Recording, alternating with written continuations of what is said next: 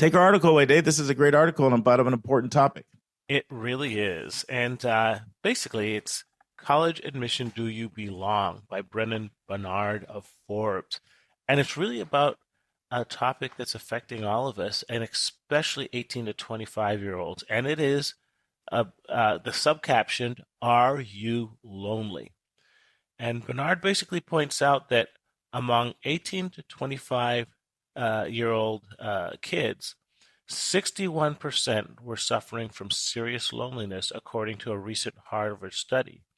In fact, multiple studies have shown that one half of college students have depression and or anxiety, and these rates are rising at an alarming level. So this article asks the question, are our schools equipping students with the tools necessary to find connection and the resiliency to handle it? In fact, the article has another subcaption, which is a crisis within a crisis, in which it says that depression was pre-existing, but everything about COVID has just worsened it. Kids think they're going back to campus, but they're not. They're staying in their dorms. They're doing online classes. Many of the social activities that we associate with college, from parties to extracurriculars to sports, have been shut down. So we literally have the scenario of these kids holed up in their dorm rooms, staring into a computer screen, completely physically and emotionally divorced from their family, their friends, and even the college context that we might have been familiar with. And Bernard poses the question that as more individuals are vaccinated against the coronavirus, do we need to be seeking an antidote to the epidemic of loneliness? So, Mark, what I want to do is I want to basically briefly mention the two subjects that they talked about and throw it out to you so we can have a broader discussion. Sure. Okay? You take it where you want to go, my friend. Okay, so bottom line is they started off with this study. It says in loneliness in America, how the pandemic has deepened the epidemic of loneliness and what we can do about it. And they posited three things. They said, number one, we need to provide people with information and strategies to help them cope. Number two, we need to build not just our physical, but our social infrastructure. And number three, we need to work to restore our commitment to each other and to the common good. So they broke it down into some projects that are going on for kids to prepare them for college, and then the things that kids can do to choose the right college and what they can do once they're in college. So, Mark, I want to talk about Project Wayfinder from Stanford. And it's a process where they're trying to reimagine adolescent education to develop a student's sense of meaning, purpose, and belonging. So what was your thoughts about Project Wayfinder and some of the steps that they advocated for preparing kids for college when we talk about loneliness and connection and feeling a sense of belonging? I'll answer that question, but let me say a few things first. Yeah. So first thing I want to say is a normal process in searching for articles. I'm the one who picks articles out on our team. And the normal process I go through is I just scour like some of the best sources that consistently produce really good content when it comes to college admissions. And there's about 20 different publications I searched for to find the best articles. This one was a little bit different. I intentionally said, you know what, Dave? In fact, Dave, we even talked about it off air. I said, we've got to find an article that addresses the social isolation students are experiencing. Yes. Because what I'm experiencing in my own practice is so many kids who are struggling with the social isolation, much more so than the academic. Absolutely. You know, and I'm seeing kids who are struggling with things like anxiety and depression and low self-esteem. And it's because they're on Zoom all the time. And one of the reasons I even know it, Dave, is because, first of all, they normally will articulate that to me. They don't like it. But then I've seen multiple cases where when students went back to an in-person type of education, those maladies dissipated considerably. And the article actually refers to this. This is a quote from the article. It says, sure, we have social media, Zoom, and other 21st century ways of connecting. But here's what I love. But these are simply Band-Aids to cover a deeper sense of loneliness. The article draws heavily from making caring common, which is it's a whole project that's produced by Harvard Graduate School of Education that we have quoted many times on this podcast because they produce these major reports from time to time. And this is really what Brennan is doing, is he's doing a distillation of the main points from the Making Caring Common project they did on loneliness. I mean, the article talks about how 61% of people 18 to 25 are reporting serious loneliness. And in the fall of 2020, half of college students showed indications of either depression or anxiety. And then it says, as college students search for a new community, do they even know what to look for? Do they even know what questions to ask for? So those are all some of the things I wanted to say. And I want to comment on the 3 points you made, Dave, and then I'll mention something about Wayfinder. So as Dave said, it talks about three main takeaways from the report. And if you want to look up the report, I'll tell you the full name. It's called Loneliness in America, How the Pandemic Has Deepened an Epidemic of Loneliness and What We Can Do About It. And so the first thing when it points out is come up with better strategies to cope with loneliness. And one thing that came to mind on this one, Dave, I was having a conversation with Joy. And fortunately, I love my kids, and I'm so glad that they don't object to me using them as illustrations. Same for you, Dave, with Lauren. Because we put all their business on the street. We really do. So I was saying, Karis the other day came in recently. She said, you know what? I'm attractive. I'm talented. I'm healthy. I feel really good about myself. And, some people might say, gee, you're a braggart. But anyone who knows my daughter knows she's not a braggart. She just has really good self-esteem. And I was talking to Joy, and I was saying, Joy, I kind of feel like Karis has more self-confidence than you. And she said, why did you say that? And then I told her what Karis said recently. And Joy said, remember, Joy's the mental health person over here, right? So Joy says, you know what Karis does better than me? And I'm working on it. She has better self-talk. And self-talk is extremely important. And these are the messages that you tell yourself. And so when it talks about come up with better strategies to cope with loneliness, one of them is self-talk. Just wanted to make that point. The other point it says is build not just your physical, but your social infrastructure. So these are things like finding your tribe on the college campus. So this is why I love like LLCs, living learning communities. This is why I love affinity groups. This is why finding the right sorority and fraternity can be fantastic at building your social infrastructure. I wanted to put some meat on the bones, Dave, because I think when you read their points, they're just a little bit abstract unless you concretize them. They are. Yes. And the third point it said was work to restore our commitment to each other. So to me, that's reaching out to someone when you see them struggling. Don't just see it as their problem. See it as your problem. The same way you would with a biological sibling or a parent if they were struggling. That if you do that to your fellow man. So I wanted to comment on those. Now, that was all that. Now let me get to your Wayfinder point. Yeah. Okay, so Wayfinder is a program that's really taking off. It's a 3-year program. It started at Stanford based on a lot of research in 2018. And they're trying to reimagine adolescent education and to look at how do students develop a sense of meaning, purpose, and belonging. And so they literally come up with this curriculum. And a number of schools are using this curriculum, and they're really raving about it. So far, the curriculum has been used by over 50,000 students in 35 countries and in 30 different states. And the reason why this Wayfinder curriculum began in the first place was the researchers were asking students about their experiences, and they noticed that belonging was the single biggest theme that they came across. They're like, whoa, what's with this belonging theme? So they developed this whole theme starting the summer of 2018 that would focus on belonging and on connection. And the 3-year program, what it does is it equips students to ask the right questions and to intentionally find connection with others. So what tends to happen is that you either sort of willy-nilly or arbitrarily either find a connection or you don't. And this takes people through intentional exercises to help find a connection. And I just want to read one quote from a school I'm familiar with. I know some people here. It's Montclair Kimberly Academy in New Jersey. And they're talking about this belonging curriculum, which they implemented. And here's what it says. The belonging curriculum was a lifesaver, a platform we easily adapted to our needs and fostered some of the most rewarding conversations we have ever had with our incoming students. So I'll throw it back to you, Dave. I've been talking a while. Your thoughts? Well, I mean, I agree with what you're saying. And, this was not addressed in the article, but there was an interesting book a couple decades ago that talked Let me about guess. Bowling Alone? bowling alone. You got it. Boy, Yep. we were thinking, Yep. But it basically talked about the breakdown of the social Yeah. activities and structures that bind us together as people.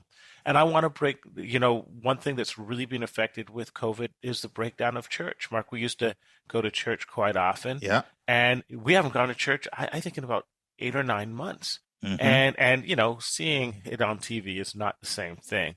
I'm reminded that we have five senses. There's feel, and there's smell, and there's touch, and there's sound, and there's sight. And we've robbed ourselves of three of those. I know with our own daughter, she was terribly lonely her first semester. And a lot of that was because we are a very close family. We hug every day. I say I love you every day. She has, she's really into dogs, and she hugs her dogs, and she hugs her mom. And she has that sense of belonging and that physicality. And that it's almost, to me, when you go to college now, in the absence of all these social structures, it's literally like sensory deprivation. These kids are in front of a computer. They're not smelling. They're not touching. They're not feeling. They just have sight and sound. It's almost like you're in an isolation box. And so I think the physical aspects of intimacy have totally been cut off. And I think that's underappreciated, and then the social structures that bring people together on a physical level, the shaking of the hands, the touching, if you're ever part of a church that can be socially active Pentecostal, that's all missing. And then of course the activities that kids engage in, whether it be soccer or sports or choir or singing. These are physical ways of maintaining a sense of belonging. So I just want to stress that I don't think we appreciate how when you sit someone in front of a computer 8 hours a day and says, this is your world, how we are literally depriving them of the sensory, physical manifestations of intimacy that are so essential to feeling loved and to feeling belonging. Does that make sense, Mark? Yeah, it really makes a lot of sense. And I'm really glad, actually. I agree with everything you said there, Dave. Although, stop trying to make me a Pentecostal, man, just because it's your worship style. Other than that, but I was a little pushing it. But other than that, like my brother. But what I will say, one thing I'm really glad you said, earlier when I was talking about finding a community, I gave 3 examples. I said living learning communities, LLCs. I said affinity groups. And I said sororities and fraternities. You gave a couple more that are great, which is intramural sports or team sports or joining a choir. There's other things as well, such as getting involved with a group, a consistent group that does community service. Just actually getting actively involved in any club where you can. Clubs are fantastic ways to develop that connection. Something else the article says, it also says the same research that was borne out by the Stanford group with Wayfinder was also borne out at the University of Pennsylvania with their character lab. And they've been studying this as well. And it says, here's a quote from the article. It says, as those who are college bound build application lists and choose a school, they must determine whether they will belong on a campus in the classroom, residence hall, community. Studies from the character lab at UPenn suggest that here's the key line, this feeling of fitting in is one of the most important predictors of success in college. Absolutely. And then it goes on to say this research is also supported by the firm EAB, as they've been doing research on student retention, persistence, and equity. And then the article goes on to say, well, how do you figure this out? And so it gives some of the kinds of questions that you should go through. And one thing it says is before you even start your journey, start with more of an introspection, like who am I? And what kind of person am I? And what kind of community do I need? And so I'll just read a few of the questions that there's a long list. I'm not going to read them all, but some of them it says, do I want a college that has a lot of school spirit? Believe it or not, if you're someone who's really into school spirit, that's extremely important. That's part of how your zeitgeist, your vibe. And then it says, do I feel a sense of community connection and belonging on campus? If so, how? And then it says, if I'm honest, do I see myself there? Or Am I allowing other factors to influence my decision?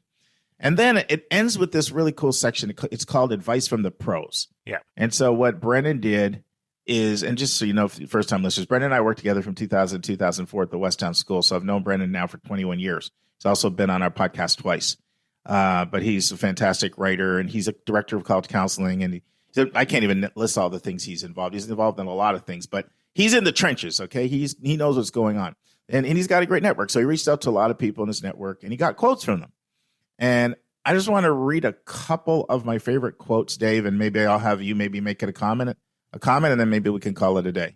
Great. I chose two of those quotes, so let me. Okay. Well, why don't you start with the two you chose, and then okay, and then I'll throw in a couple others that maybe you didn't pick. Go ahead.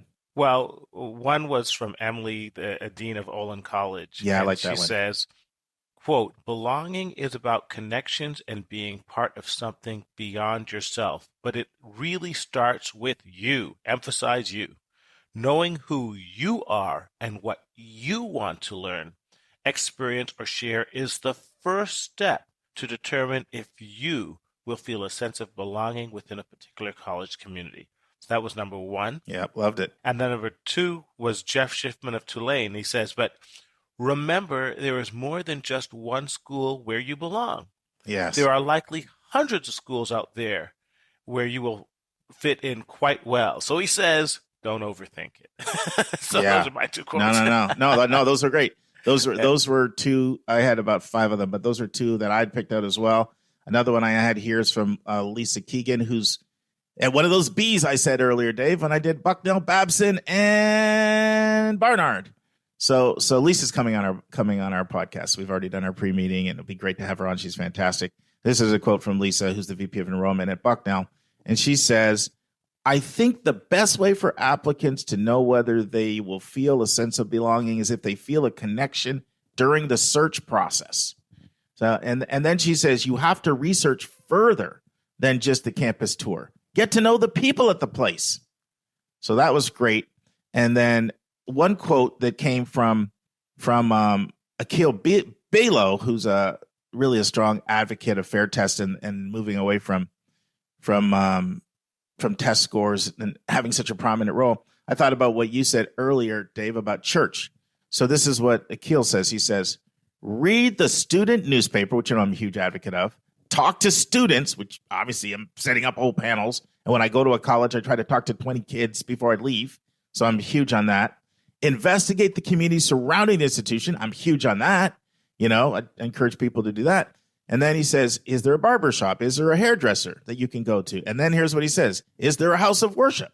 So for people for whom worship is important, that's really important. And then I'll say another thing. It's not in here, but I work with about 8 to 10 Jewish families a year.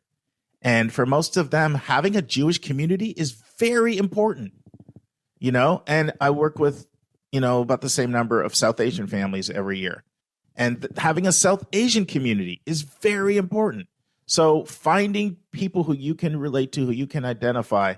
And here's another one that I like. It says, I'll make sure I give attribution because I'm going to shout somebody out. Okay, this is Emmanuel Moses, who's the Associate Director of College Guidance at the Opportunity Network. So he says, look less at diversity stats and focus more on how the institution promotes inclusion. I thought that was a really good one. Don't just look at the stats, but look at how are they actually creating inclusion. And I just want to add to that, a big part of this article was talking about HBCUs. Sorry, HBCUs. Oh man, AT&T, come on down. Just when you think you've mastered it, you got A&T down, but now you're back to your HBCU stumbles again. Anika's cringing as she listens to the podcast. Not just you, everybody at Howard, Spelman, Morehouse, and Xavier, Dillard, and everywhere else, man. Get that man some community. HBCUs. Anyways, here's his quote. He says, quote, many Black students want to go where they can be celebrated, not tolerated. This is why HBCUs exist and are flourishing. So similar, everybody has community comfort zones, as I would like to say. And so it's important to know what yours is and what you look for in a college that will accommodate that. So. Yeah. And, this is off topic a bit. You want to build your network. So that quote that Dave had, that was from Shareem Herndon Brown. So Shireen, Brennan, and I, all of us were together at Westtown School. And you build your network when you go to these places and you keep in touch. And so Brendan's reaching out to people in this network, but Shireen and I are friends as well. And I'll also go back 20 years together. And that's a great quote from him. And he's got a new book coming out on this topic, which I'm excited about. The last one I want to read is from Thomas Baer, who's the Vice President of Enrollment Management at Rose-Hulman, a school we've done a spotlight on before. And he says this, which I love, and this is what I tell everybody to do on a visit. Have lunch on campus in the dining hall during a visit. Sit amongst the students. Listen to the conversation. Watch how students interact with one another. You'll get a sense of what is important to the student body and show you how they respect for one another or the lack of respect. And so often people want to just go to like the No-Gnosis restaurant in the area. If you're staying overnight, I encourage you to do that too. But eating in the dining room, people watching, observing, you can pick up a lot. So anyway, Dave, I think this was an awesome article. Yes, I do want to add though, when you saw this article, my frustration is that this is such a huge topic that we just sort of scratched the surface. I do want to make a very personal appeal because I see this in the emergency room all the time. If there is any individual or any student who is feeling depressed, especially if you're feeling suicidal or if you're feeling that things are overwhelming, please reach out. I think the point I really want to make is that you are not alone. In this article, almost 2/3 of people are feeling exactly the way you're feeling. Do not feel that you can't reach out to people that help you. And this is a real shout out to the counseling services of colleges that I think they've beefed up. But if you have not colleges, please do realize how serious this is. And that unfortunately, Mark, this is manifesting in suicides and manifesting in suicide attempts. And Mark, how many kids that we know leave college the first year? And I don't think my daughter would mind me sharing that, this was a struggle for her in her first year. And I remember a couple times having dinner with my daughter. She reached out, and I remember driving down because I was working in Connecticut several times just to have lunch with my daughter and see her through some tough times because, they go to college. It is such a dramatic transition emotionally not to feel that connection with family or with pets or with community. And all of a sudden, they're all out there on their own, especially in the time of COVID. So I just want to make a personal plea to if anybody's feeling depressed or lonely, please reach out to your counselor, to your family. Don't get it to the point where you feel that there is no hope because there are people willing to help you. So. No, thanks for sharing that, Dave. Very important. Now, the last thing I want to say is a huge announcement happened yesterday that CDC came out and said if you're fully vaccinated, you don't need to wear masks indoors. Yes. And so we're all excited after 14 months, we're jumping for joy here, some normalcy. And so I'm anticipating it not being the way it was this last year with everybody on Zoom all the time. But stuff that Dave and I talked about, it still applies to you transitioning to a new college campus, whether it's Zoom or not. These were all social connection strategies, tactics, communities that we talked about. And so I don't want anybody thinking, well, we're kind of moving out of the pandemic, so I don't know if this is that relevant to me anymore. Yes, it is. Right. Hey, I know what last thing I would say is that, when I went to college, my parents took upon themselves to help me find a local church, which I didn't really like. but the point is, that sounds like something Uncle Eldon would do. Exactly. I said, Dad, it's got to actually have singing. but the fact is, as parents, one of the things that we might do is help the kids transition. If you are a part of a religious or ethnic minority, to find some communities within that setting. If your child is involved in certain type of activities, to maybe make the link up with the child so that he's coming in with some type of at least referrals for support groups that could help he or she. But the only thing I want to say is you have to know your family dynamics. So they're like Lauren, Dave can crack the whip on Lauren and she does what he says. Like there are a lot of students that will defy whatever their parent tells them. And so you sort of have to know the dynamic of your child and whether or not you doing that is going to just turn them off. So that's case by case. That's case by case. That's case by case. That's